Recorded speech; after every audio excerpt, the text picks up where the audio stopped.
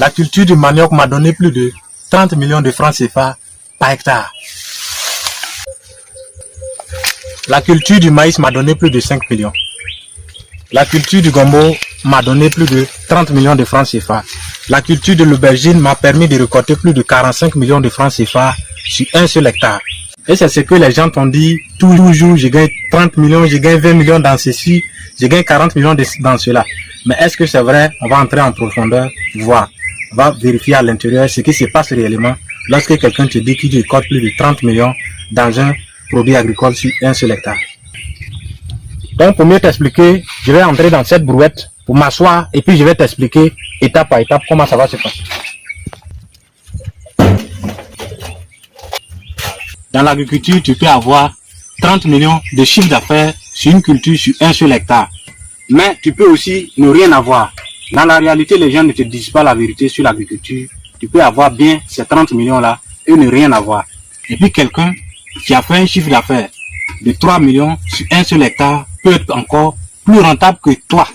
Donc je vais t'expliquer ça étape par étape. Donc regarde cette vidéo du début jusqu'à la fin. Bonjour à toi, cher agriculteur et entrepreneur. Pour ceux qui ne me connaissent pas, moi c'est M. Kaboré Erudi.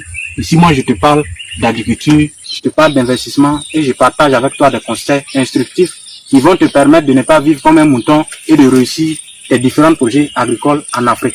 Ici c'est rien que la vérité.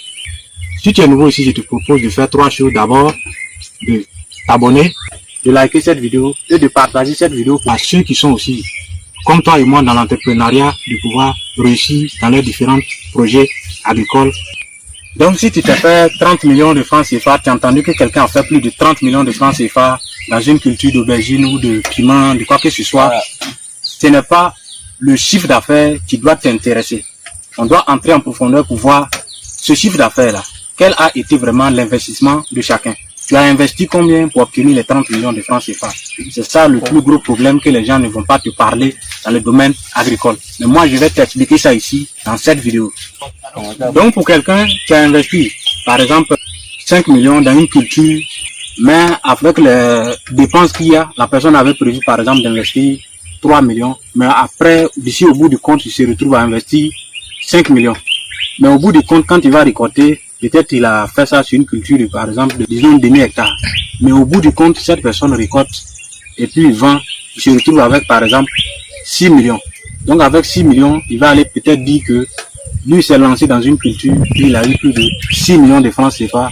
Pourtant, il a investi 5 millions, donc il n'a que 1 million. Donc si quelqu'un qui peut, par exemple, aller investir, peut-être en réunissant certaines conditions que vous ne maîtrisez pas, peut-être, ce qui concerne la réduction des coûts de production. Si lui maîtrise ce secret, et puis cette personne va faire les mêmes superficies sur par exemple un quart d'hectare, chose qui est un peu moins, et puis la personne investit par exemple 1 million dans la production, et puis se retrouve avec 3 millions comme chiffre d'affaires.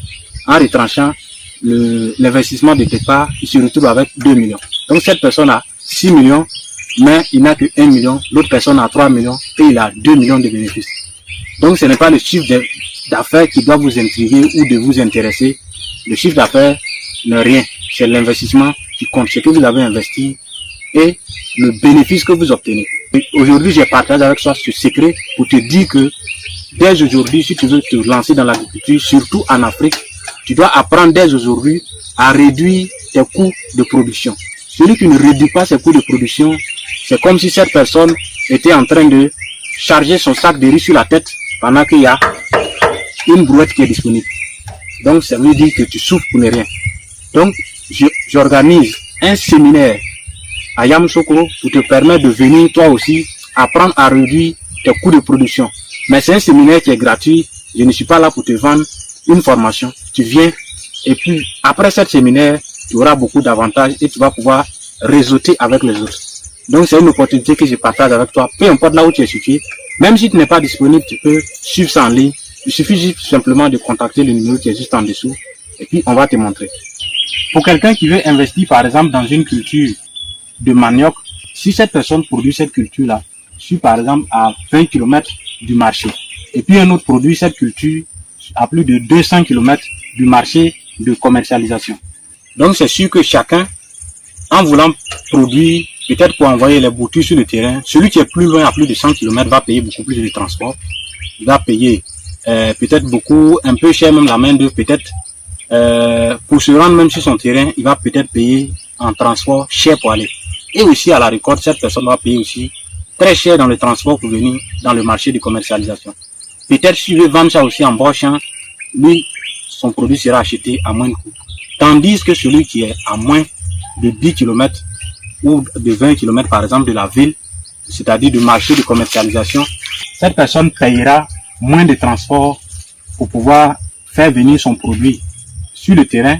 Même pour s'y rendre sur le terrain, il va toujours dépenser moins en transport et encore plus d'avantages pour quitter du marché, de son champ jusqu'au marché.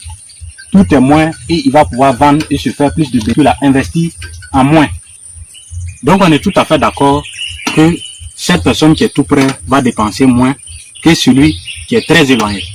Donc la réduction des coûts de production, ceci est un élément parmi tant d'autres de sujets que nous allons traiter au cours de cette séminaire qui se tiendra bien sûr sur Yamoussoukro. Donc hâtez-vous à vous inscrire parce que c'est une place qui est limitée et à partir de là vous allez pouvoir profiter. Il y a d'autres secrets encore que je vais partager avec ceux qui vont venir à cette séminaire-là pour leur montrer comment est-ce que ces personnes vont pouvoir réduire au maximum leurs coûts de production parce que si tu produis moins, même quand les prix du marché seront beaucoup trop faibles, toi tu gagnes toujours de l'argent parce que moi ici quand je produis, même quand tu dis que le prix est descendu comment, moi je gagne toujours quelque chose parce que j'ai appris à réduire mes coûts de production et c'est ce que je vais aussi te partager lorsque tu seras présent.